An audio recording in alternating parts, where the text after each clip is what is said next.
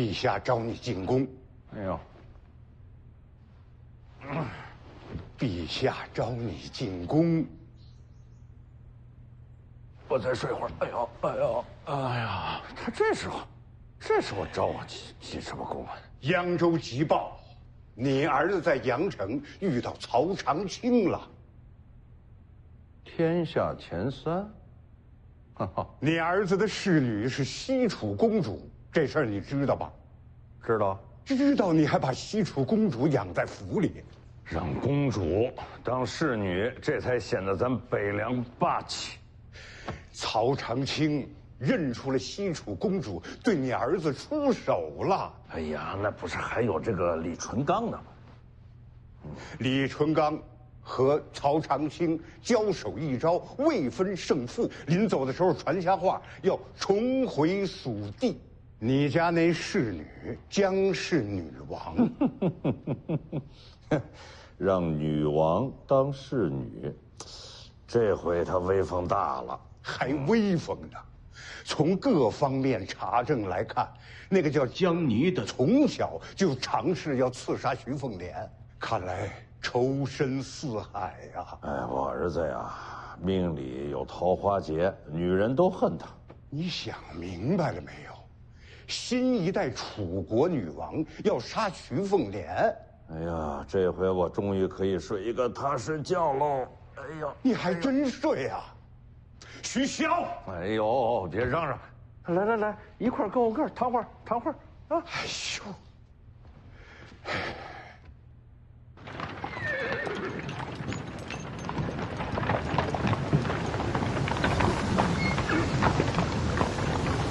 起风了，有问题？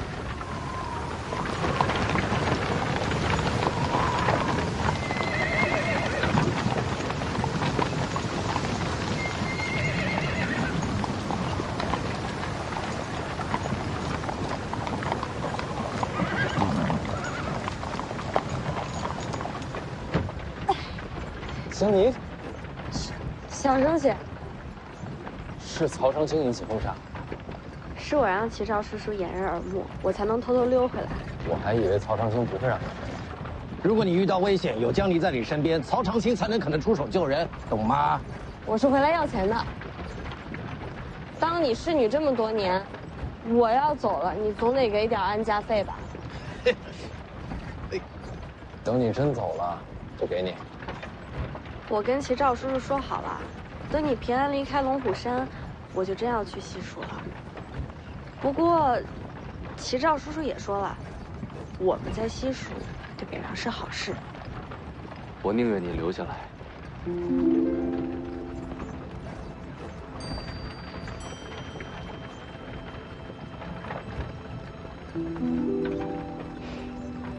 留下来被你使唤吗？好啦，你留意着点，除了身边最信任的人，你可别让别人知道我又回来了。于有为呢？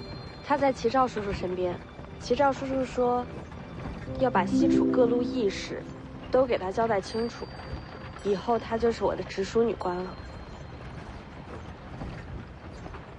殿下没被发现吧？如果杀了徐凤年会怎么样？好好的，为什么要杀徐凤年？公主要走自己的路，就不能有情感羁绊，孤家寡人才能成帝王之业。胡扯！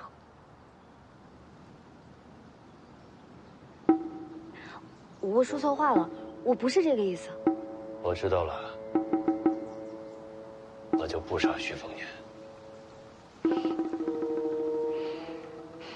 有李淳刚在，杀不了。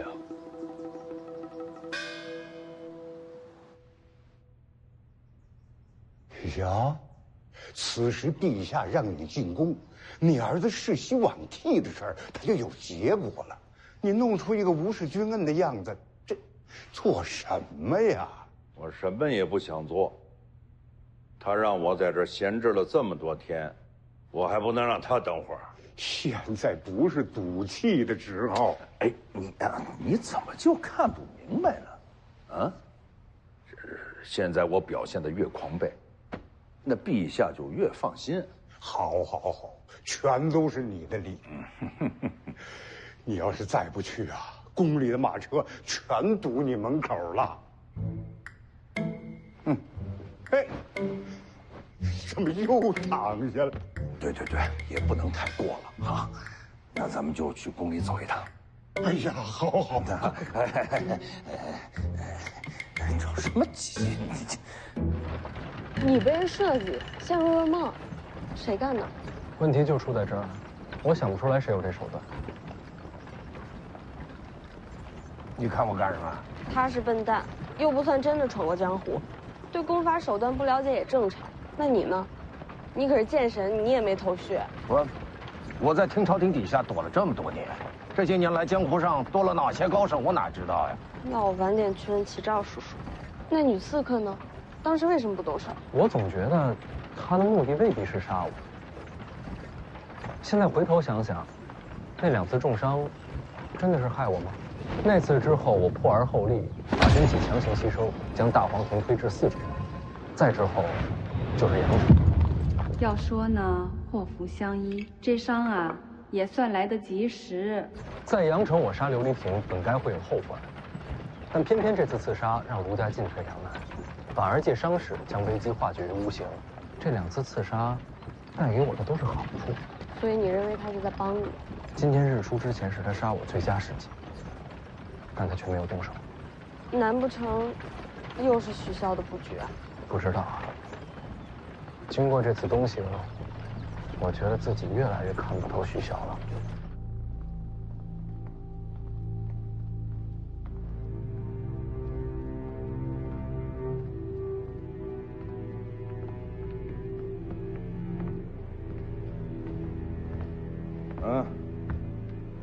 这张宰辅来得早啊。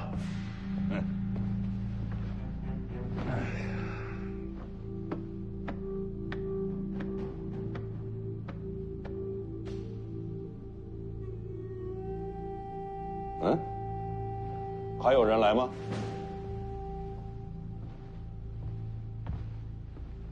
陛下还招了大将军顾建堂入宫，无奈顾将军旧伤复发，今日来不了了。这胆小如鼠之人自然不敢来见我啊。春秋国战，4大名将顾建堂与上柱国齐名。黎阳一统后，上柱国盘踞北凉，画地为王，而顾建堂抛下布局，孤身入京，为天下事，静心激励。蜀中蜀间，天下人自有公论。自然是顾建堂这阴损之祸，才是最终。所以，顾建堂或许才是接手北凉的最好人选。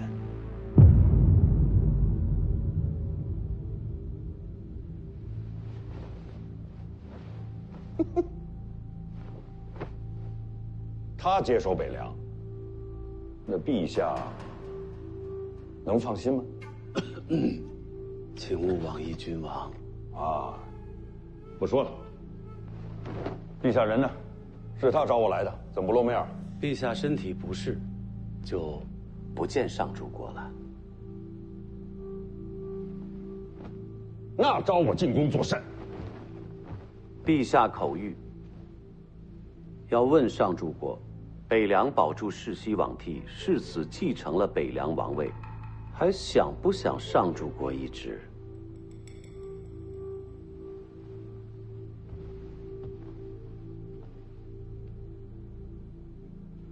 买卖嘛，有得有失，啊，哈哈，我懂。你懂什么？臣年迈昏昧，不堪重任，明日就上书，请辞上柱国之位。好，陛下说了，就不要接旨那一套繁琐的事了。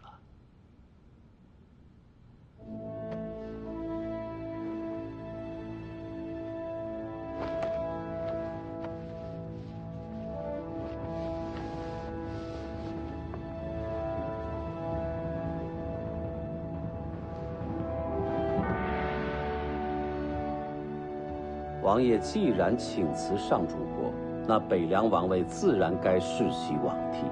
下一任北凉旗还是姓徐。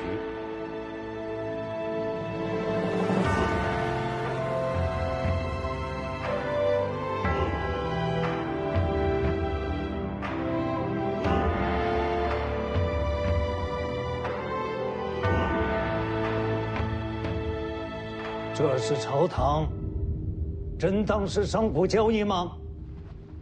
宰辅息怒，陛下说了，北莽虎视眈眈，楚人又蠢蠢欲动，可谓是危机四伏啊！还需北凉镇守天下，为国解忧呢。北凉世袭罔替，未来终是祸端。臣请见陛下。陛下不是，就不见了。还有啊，陛下说了，今日之事特地请张宰辅做个见证，日后朝堂之上，希望不要有人对此事妄加评论。悠悠众口，堵得住吗？旁人堵不住，张宰辅自然无妨。看来在陛下心里啊，张宰辅一人就可以震慑百官，如此重信，让人羡慕。臣殚精竭虑，一心只为黎阳盛世，私心天地可昭。宰辅放心，你这话我定会禀于陛下。哼！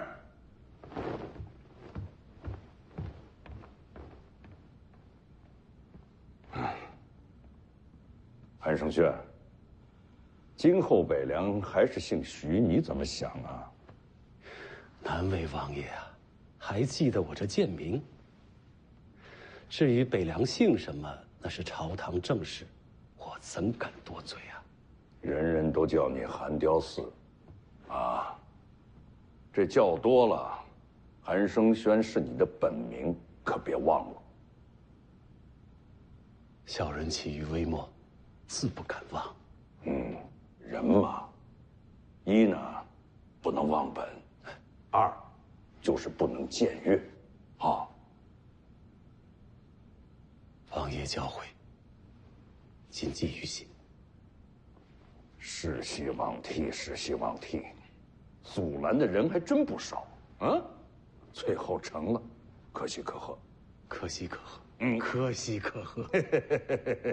好了，回我的北凉了。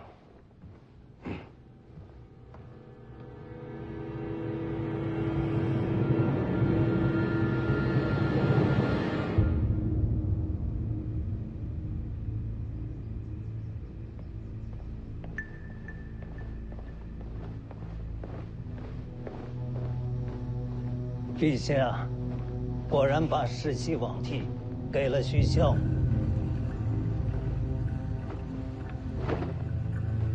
那徐骁拿什么换？请辞上柱国。上柱国一职虽然荣耀，却无实权。西楚正闹得欢，陛下自然希望北凉安稳。可这是养虎为患呐。顾建堂呢？他没有说话。顾建堂也称病不出。难道顾建堂打算一辈子就留在京城吗？陛下应该会把上柱国给他。陛下不愿意放顾建堂出京城，也是怕鱼入深海。那我们就眼睁睁地看着徐家世世代代统领北凉吗？陛下给了世袭罔替，不代表徐凤年就能活到那一天。龙虎四大天师，唯有你赵丹平，常年留在京城，这些年斋教青词写了不少，还没写腻吗？朝廷安稳，龙虎山才有前景。徐凤年接任北凉，对天下、对龙虎都不是好事。你要我回龙虎山，杀徐凤年？龙虎山4天使，赵熙团，你弟弟的师傅，应该对你能留几分情面。脾气最糟的赵丹平，常年在京城被称为青瓷学士，这么多年没回龙虎山，应该也不用担心他。所以你要留意的呢，也就是辈分最高的赵希义，还有如今天师府掌门、道门领袖第1人赵丹霞。就这2个已经够可怕了。徐凤年是北凉世子，真杀了他，徐骁就敢马踏龙虎山。你可以不用亲自动手，但他必须得死。这件事关系到黎阳朝未来的国运。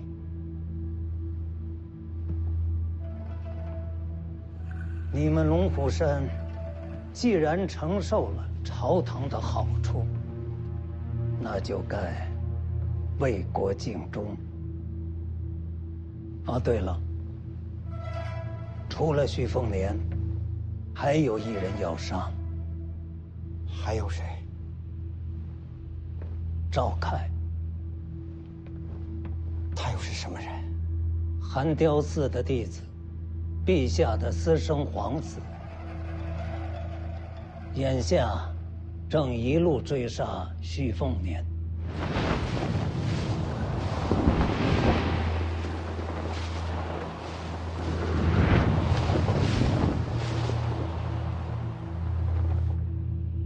私生皇子。寒雕寺表面与我合作，其实是想杀掉徐凤年，引起天下大乱，然后借机让赵凯争夺皇位。他自己以为能瞒得过我。我张居禄所做的这一切，都是为黎阳朝万世太平。徐凤年是祸根，不得不杀。赵凯一样是乱婴，正好一并除掉。宰辅大人，虽说是私生的，可他终究是皇子，暗中杀皇子。您有没有考虑过自己的下场？为国运而争，岂能在乎自身的命数？如果寒雕寺还真的知道了此事，他可不会放过你呀！一个太监还想着引发大乱，他不放过我，我也没打算放过他。不过，行了，朝堂风波我来挡，江湖的事情要看你们。赵丹平，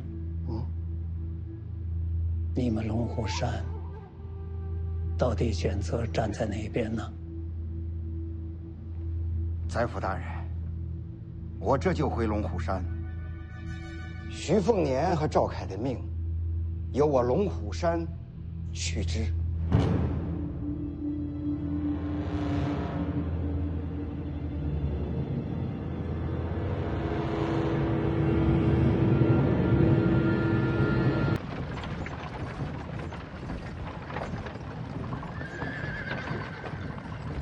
好像有马队离近，应该只是路过，要杀我也不至于在官道动手。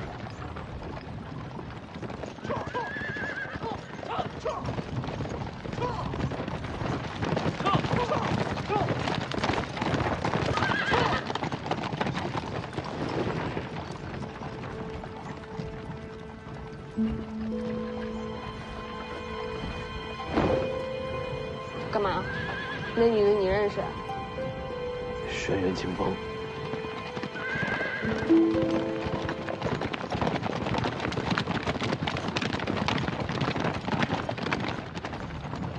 龟山捕牛大港上的轩辕世家。就是，江东轩辕。你也知道？当然知道了。轩辕世家有着数百年的基业，天下江流水运皆在轩辕门下。轩辕家还有个老怪物轩辕大盘，已是天象境。金刚指玄天象，那不是跟王仙芝一个境界了？轩辕清风，那不是轩辕家嫡长孙轩辕敬城独女吗？你怕他？怕是不怕的。那你躲什么？也就是之前3年游历的时候，跟老黄遇见过他。你把他怎么了？这不当时还有个温华嘛，他就是看见轩辕清风长得不错，夸了2句。怎么夸的？也就是什么魂魄形状啊，利于生养啊。温华说的。然后这轩辕清风他不讲道理啊，他追着我们打，就这么点小误会。江湖儿女嘛，应该大气些啊。人家没杀你就够大气的。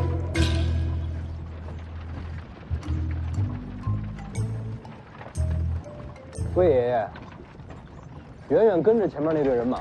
明白。你这什么表情？不是躲吗？跟着干嘛？轩辕家有用啊！轩辕家族掌控天下水脉，辉山跟龙虎山一江之隔，仅凭一个世家可以和龙虎4天师分庭抗礼，多高的地位！所以徐骁让你联姻？绝对不是。实不相瞒，这一行轩辕家本来就是要去拜访他，倒是遇着这轩辕清风是个意外。看这方向，他也是去辉山。他们家掌控天下水脉，他怎么不坐船改骑马了？要不你去问问？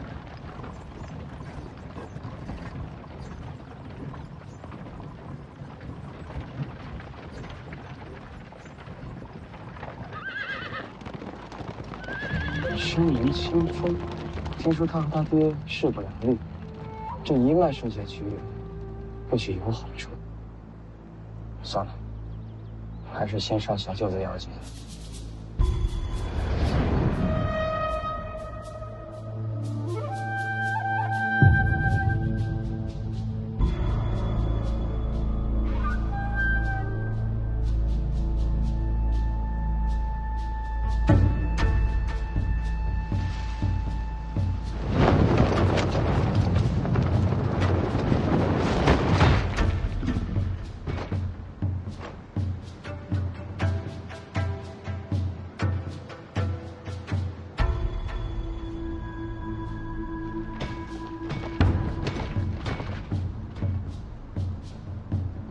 路过的，并无恶意。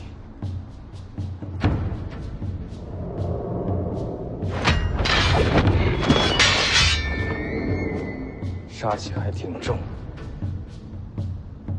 好盔甲，好刀法。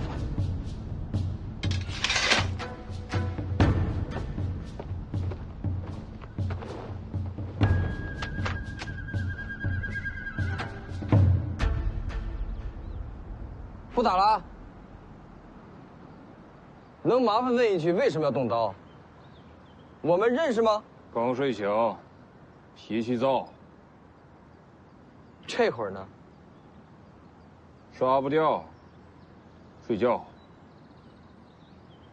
阁下贵姓？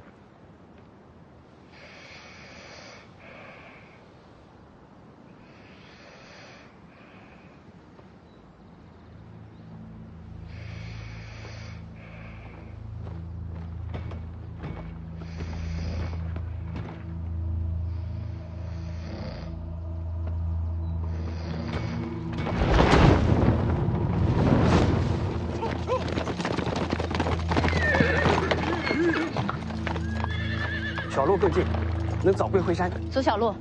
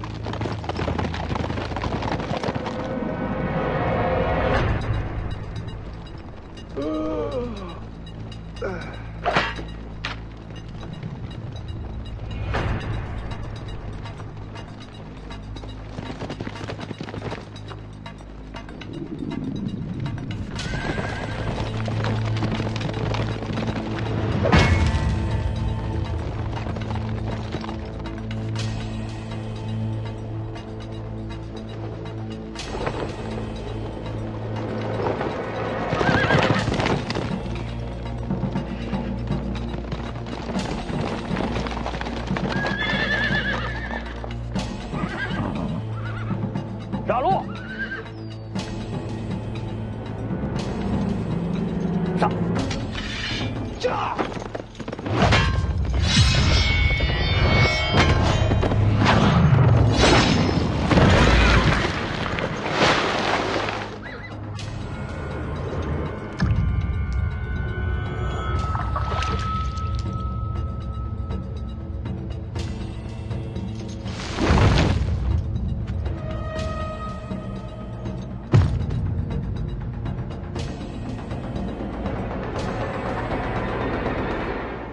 袁庭山，小姐这是要回山？回山又怎样？还是别回了。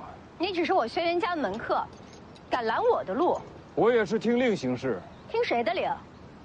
老祖与古牛将大雪平亲传调令要我回山，轩辕家谁敢违命？你说呢？我爹让你来的。我若非要回去呢？回不去的。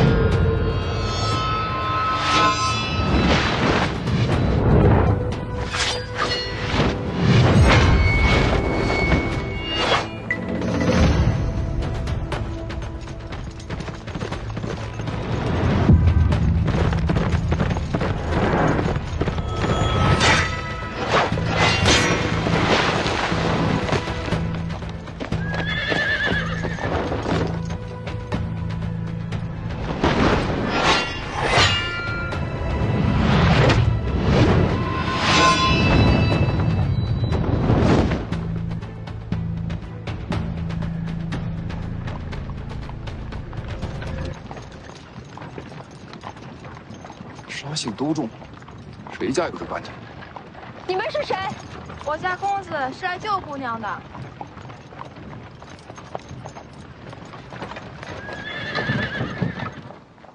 阁下是谁？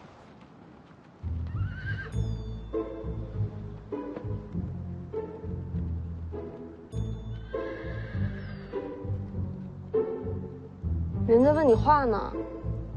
要不然我不露面。那你费劲救人家干嘛？你想啊，当年我也就是夸了他几句，而温华也就是夸了他几句，他就追着我们打了几条街。这如今我救他一命，也算是扯平了吧。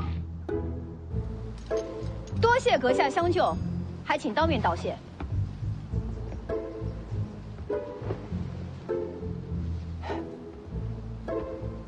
是你？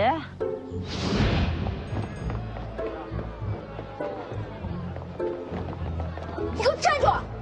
老虎，放箭！温华，姑娘，你听我解释，这好屁股好生养，那都是夸人的好词儿啊。看什么看？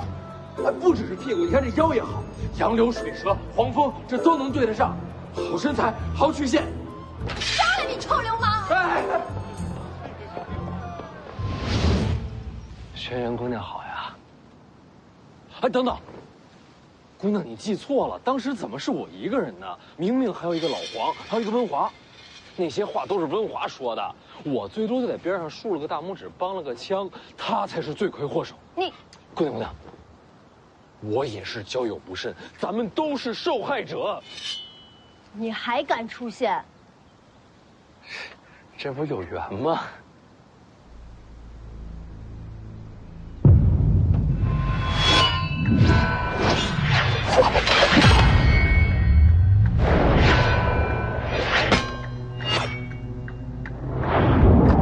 后会有期。蜀修，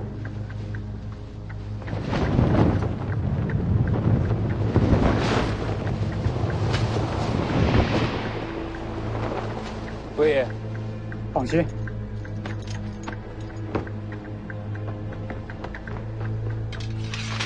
他逃不掉的。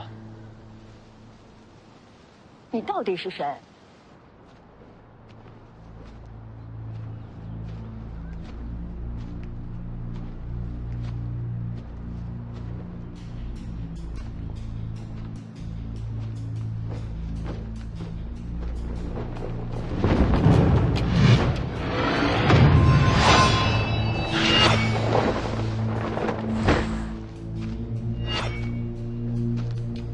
就差那么一点儿，都不知道怜香惜玉，姐姐白疼你了。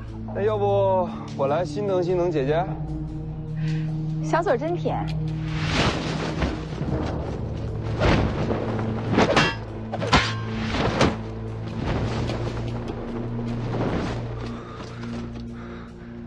又跑了，调戏到老娘头上了，就在前面，追！你是北凉徐凤年？我这个身份人人喊打，用不着假扮吧？刚才要拦着你那个人是谁啊？与你何干？看来是有人不想让姑娘回灰山，不如同行。这一路可不好走。你许萧儿子？姑娘是彩礼清楚这关系？这么看来，是有些像。姑娘，你说什么？你也上灰山？我去龙虎，一江之隔。刚好，同行一段。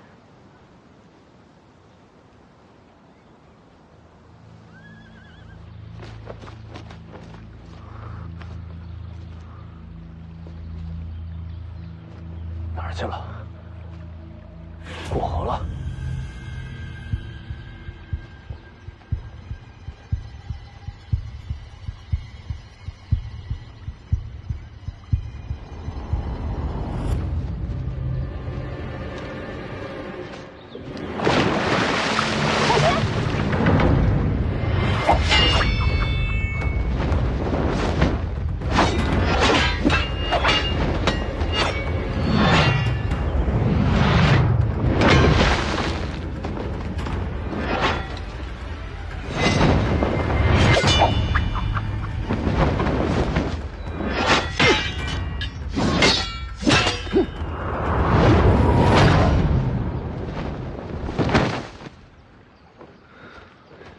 多谢前辈。这是剑法还是暗器？36天罡桃木剑阵。桃木剑阵为什么用玉剑？这不显得贵气吗？把人给世子带去。好。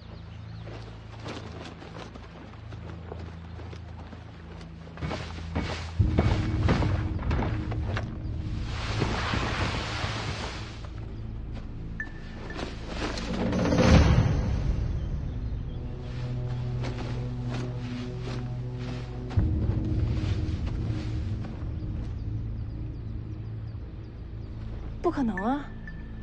我这全力一掌，就算不死，也不可能这么悄无声息的逃走。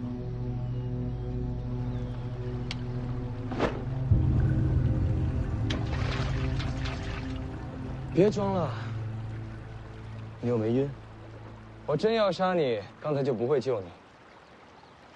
干嘛救我？你动刀偷袭的是北凉徐凤年。有机会联手再杀一次啊！我要是不跟你联手呢？我不勉强别人。不过你想清楚，你对他动了刀子，北凉会放过你吗？轩辕家会为一个门客与徐骁为敌吗？你什么时候动手？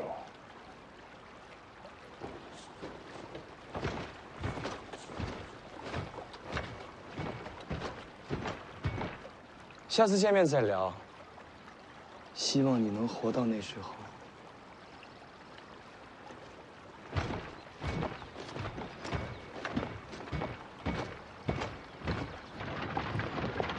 你不等你的那些手下了？他们赶得上来。姑娘这么着急回灰山，是有要事在身？算是。拦你那人是谁？袁庭山，我家门客。门客拦主人？应该是我爹让他拦的。你还想知道什么？轩辕家的大事儿，会不会不方便让我知道？会。当我没事。北凉的蛇想伸进灰山？喝水不？不用。将士见光顾着生气了，你仔细看你的面容。有什么可看的？你这面容，我娘应该喜欢。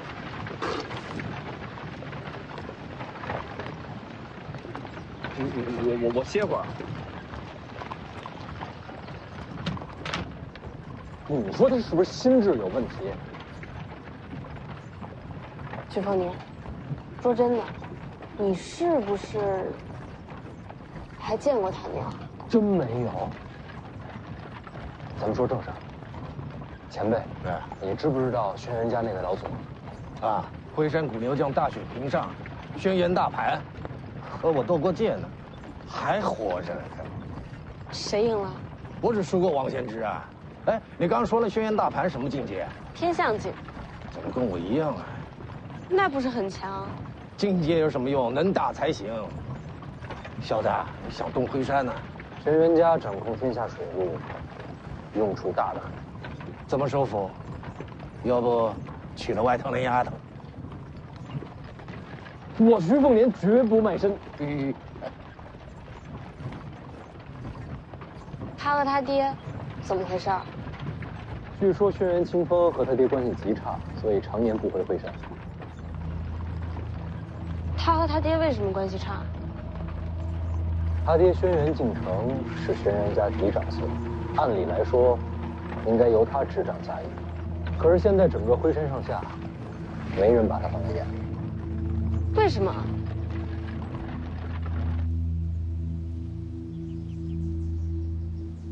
他只爱看书，不曾习武。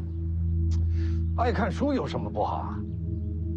轩辕一族毕竟是江湖世家，那是掌不了家业。不仅不习武，据传他性子软弱，不成大器，是个废物。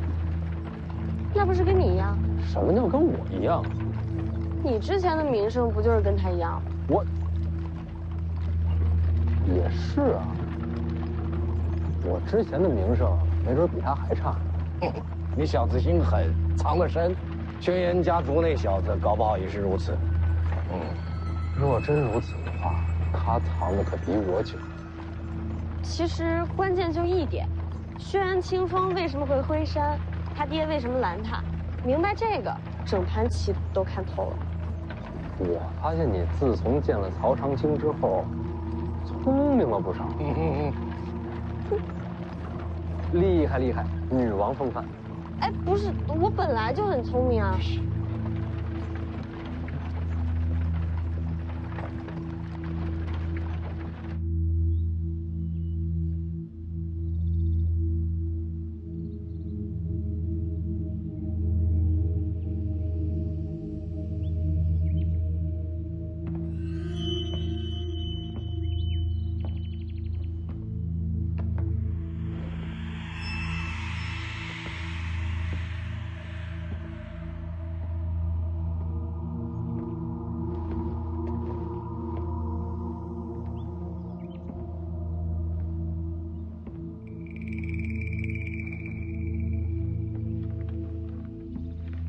大哥天天读书，读出什么来了？读春秋大义，读众生碌碌，读是非曲直，读大道无形。读这么多，有什么用？有用，心不会乱。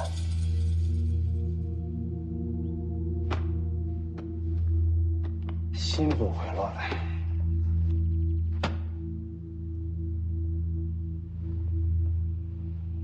我刚刚听说一件事情，那个耍刀的门客叫什么来着？袁庭山。对，袁庭山。我听说他下山了，在下山前，好像还见过大哥。有这回事？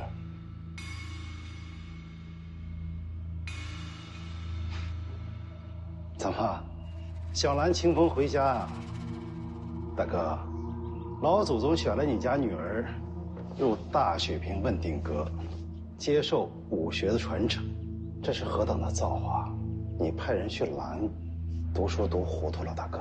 做父亲的总得做些什么吧？回山的路这么多，一个袁庭山，怎么拦人啊？就这么巧就能碰上？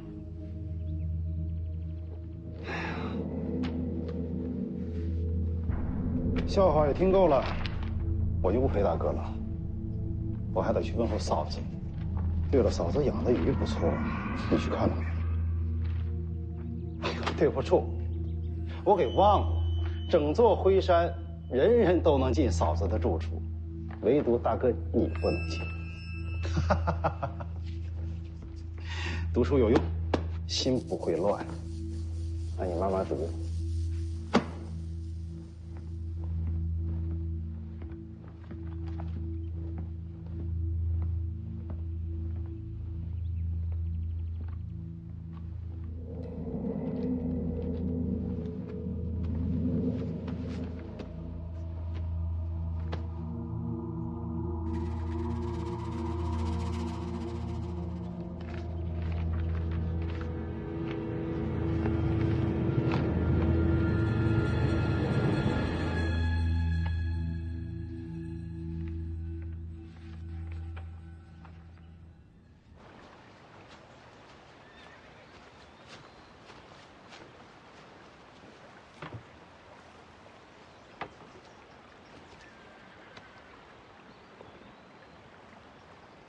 你家世子连饭都不会吃吗？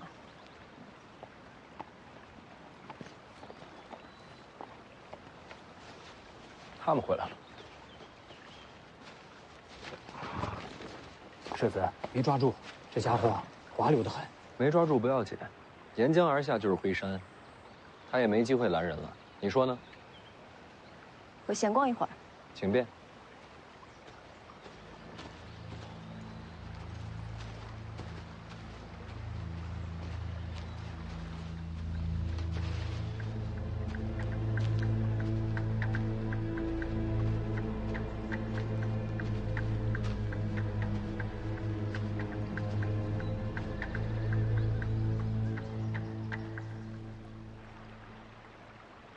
小子，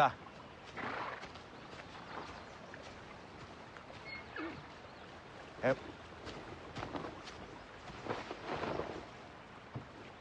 不闷吗？出来走走。你傻了吗？明面上我被齐兆叔叔给带走了。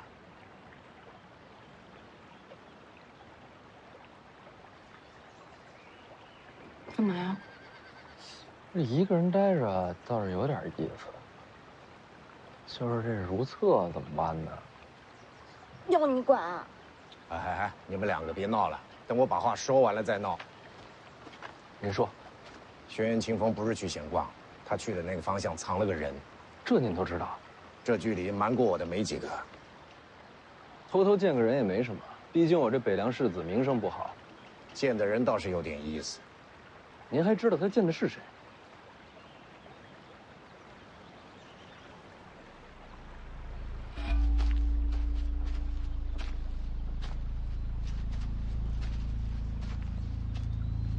受伤了？3人围攻，被打了一掌，伤重吗？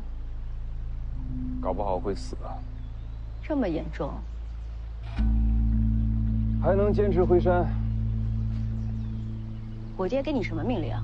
不能伤你，不能让你回山。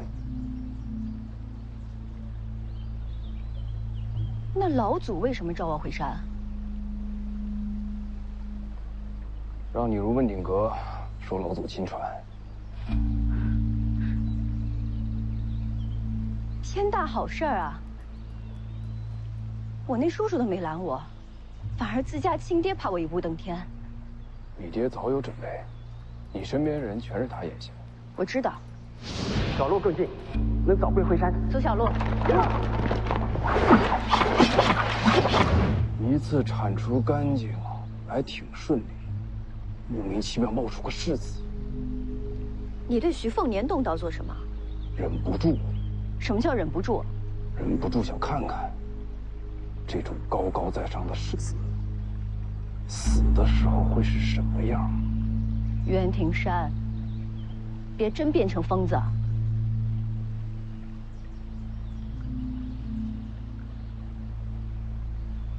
我爹不让我回山，总要有个理由吧？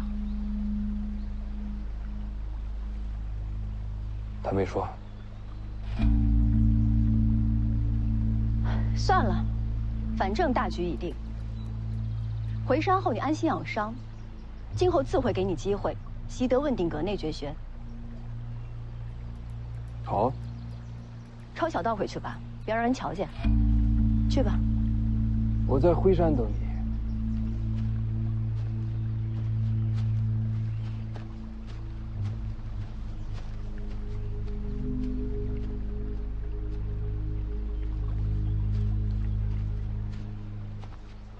逛什么呢？你怎么来了？该上路了。好。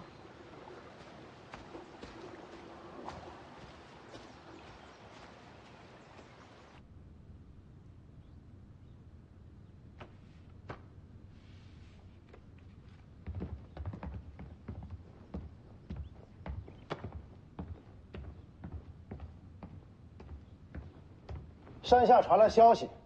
我那侄女已经在江边了。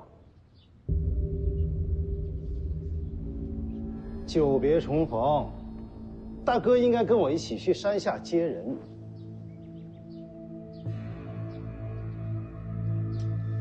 来人，夫人下山。不用，我自己走。请吧。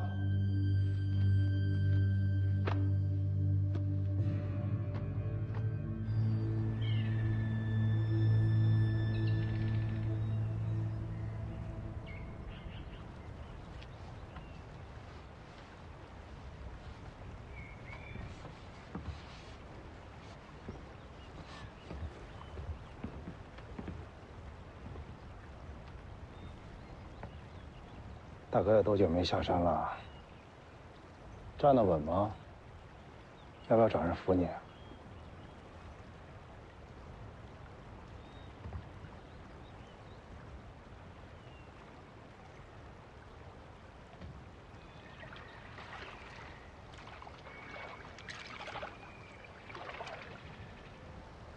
这儿还有龙虎山的人。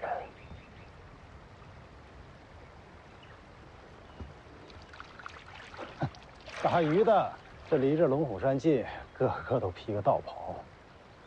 讨根骨的。根骨。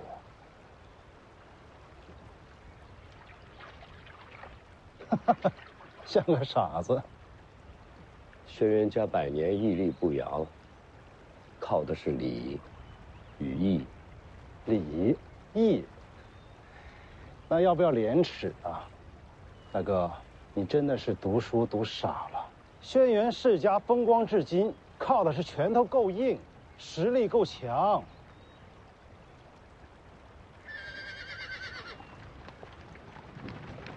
你看，人到了。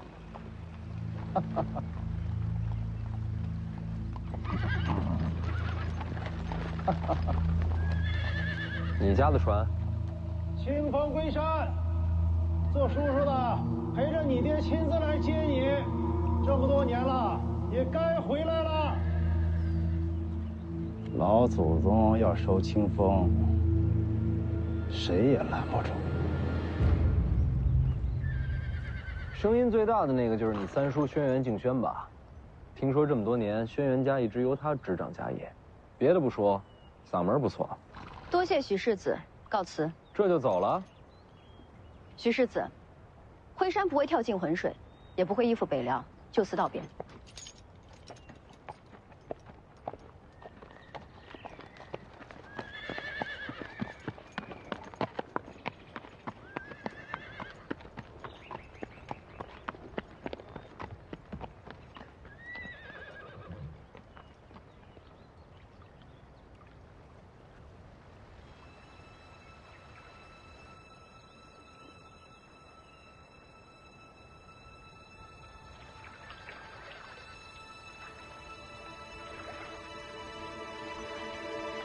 黄满儿，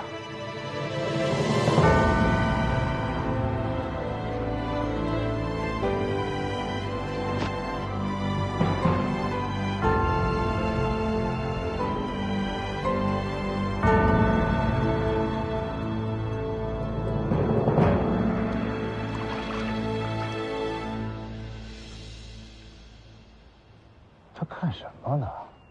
大哥。送你女儿回来的这小子是谁？你知道吗？未曾见过。想必又是借机讨好辉山的江湖子弟。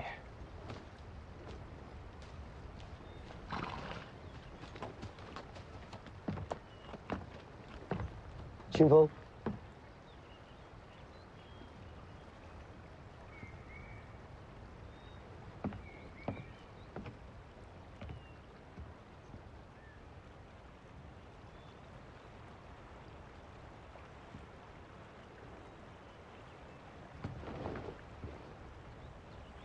黄满儿，黄满儿，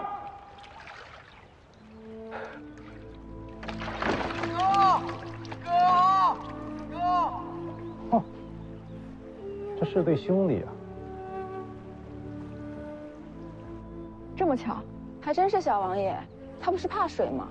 哥！前辈，送我一程。嗨。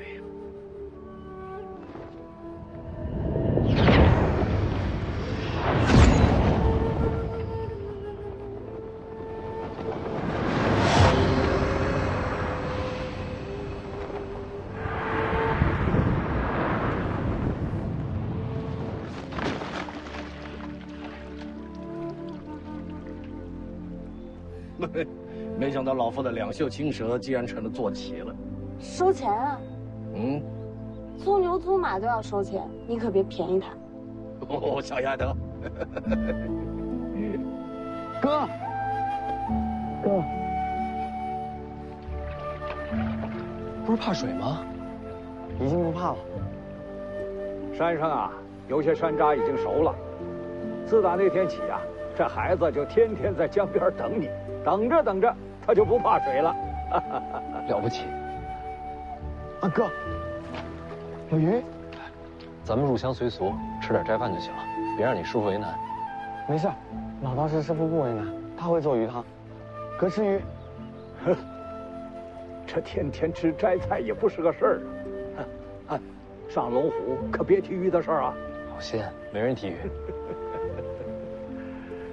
哎呀，把鱼放下吧。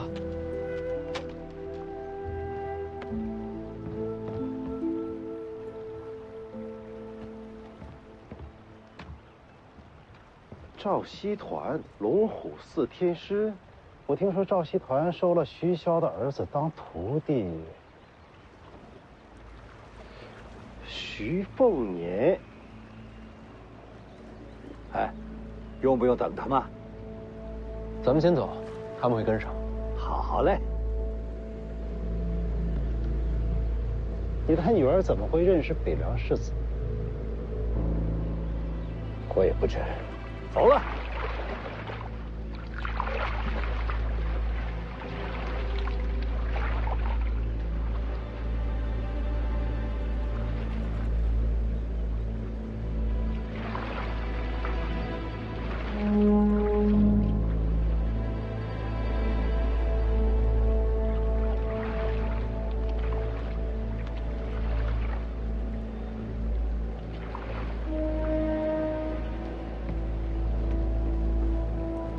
山。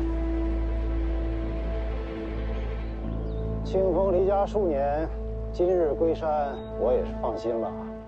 与你同行的是北凉徐凤年，是。与他是旧识。之前见过一面，不算熟悉。是吧？不熟还送你回山啊？或许是顺路吧。顺路。清风啊，咱们轩辕家传承数百年，可不能把命脉交到别人手上。三叔高见。二叔。清风啊，你还真有面子。你二叔平常可是不露面的。明日老祖召你入问鼎阁。回二叔，我已经知道了。明日便去。是。你二叔全心习武，在这灰山上，除了老祖宗，就没人在他眼里。清风，将来你可是老祖宗的亲传，轩辕家说不定就要交到你的手上。三叔才是轩辕家的擎天玉柱。你们父女多年没见，好好聊聊。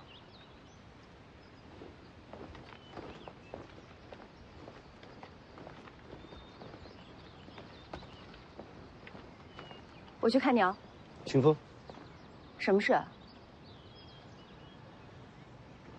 那徐凤年对你是什么意思？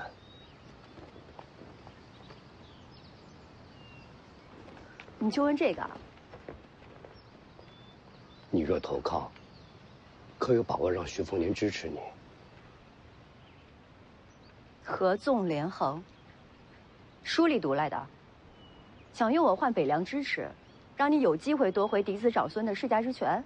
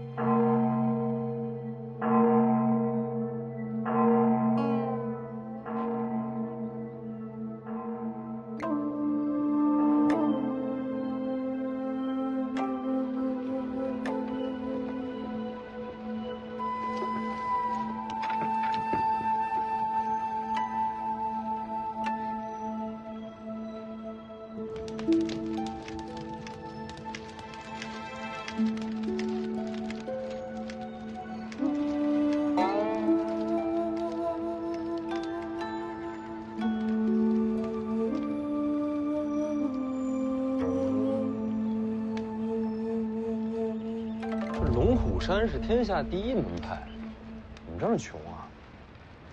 哎呦，天师府在山上，拜山的去那边，我这逍遥观可就没这福气喽。你不住龙虎山上？人太多，活着累。再说这孩子，也不适合住在那人心浮沉之地呀。凤子营驻扎关外，随时听候调遣。天生金刚镜啊！人间警戒了，你这个弟弟啊，入指玄镜就能举世无敌，可别入天象镜。天象镜要天人归一的，这深谷怕有劫数。哈，我这弟子啊，修的是大梦春秋，可以借心法度天地劫呀。你这个做师傅的倒是用心。嫡传弟子比命还重要啊！李剑神，好久未见，你还记得我吗？不太记得。我呀。龙虎的赵熙团呢？鱼好了吗？哦，快了，快了，快了！您再耐心等等啊！怎么连我都不记得了？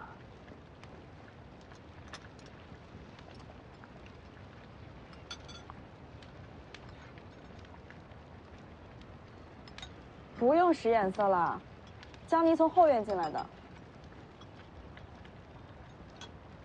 车上多个人，我还能不知道？还有谁知道？别说出去。那是自然。江你？小王爷好。哎呀，等我回来。什么情况？